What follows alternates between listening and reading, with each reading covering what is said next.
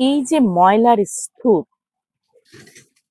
City কর্পোরেশনের পরিষ্কার পরিচ্ছন্নতা কর্মীরা পরিষ্কার করছে।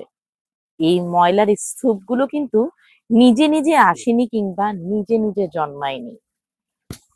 আমাদের নিজেদের অসাবধানতা কিংবা একটু অবহেলা, আলসেমি যাই বলি না কেন, তার কারণে কিন্তু এই দশা। এইরকম ময়লা যত্রতত্র ফালানোর কারণে কিন্তু আমাদের খাল, বিল, নদী নালাগুলো এখন মৃত প্রায়।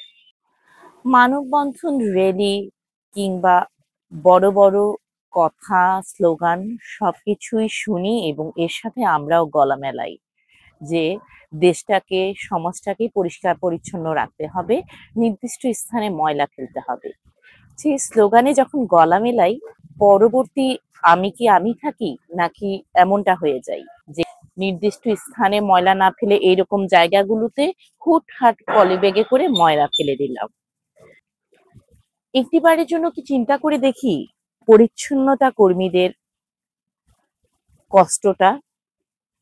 হ্যাঁ, যখন আমাদের বাসা থেকে পরিচ্ছন্নতা কর্মী ময়লা নিতে আসে, তখন আমরা ময়লাটি বেশ দূরে থেকে দেই কিংবা সেই ময়লার গাড়ির সামনে দিয়ে যাওয়ার সময় নাকটা চেপে ধরি।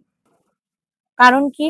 কারণ একটাই, যে দুর্গন্ধ নাকে লাগছে তাই নাকটা চেপে ধরি। কিন্তু সেই মানুষগুলো নিরলসভাবে আমার আপনার বাসাবাড়ির আঙ্গিনার ময়লাগুলোই পরিষ্কার করে যায়।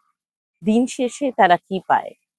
সেই উপাধি ময়লাওয়ালা কিংবা ময়লা অলি। হ্যাঁ, বলতে পারি এই কথাটি যে আমরা তো এই কাজগুলো, ময়লা পরিষ্কারের কাজগুলো অর্থের বিনিময়ে করাই কিংবা সিটি কর্পোরেশন থেকেও তারা মাসিক একটি সম্মানী পেয়ে থাকে।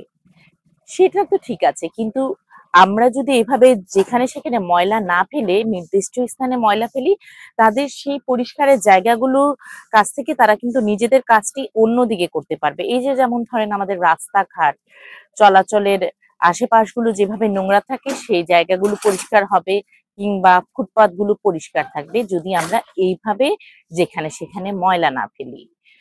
নিজে যদি সচেতন হই, তাহলে আমাদের সমাজটা সুন্দর হয়ে যাবে। পরিষ্কার পরিচ্ছন্নতা ইমানের অঙ্গ, এই কথা মানি, জানি।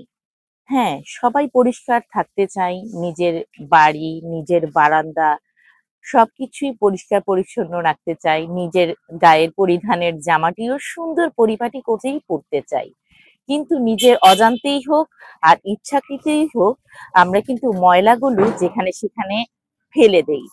এই ফেলা থেকেই কিন্তু ওই যে কথায় আছে না, বিন্দু বিন্দু থেকেই সিন্ধু, সেই সিন্ধুর স্তূপ কিন্তু আমার ঠিক পিছেই।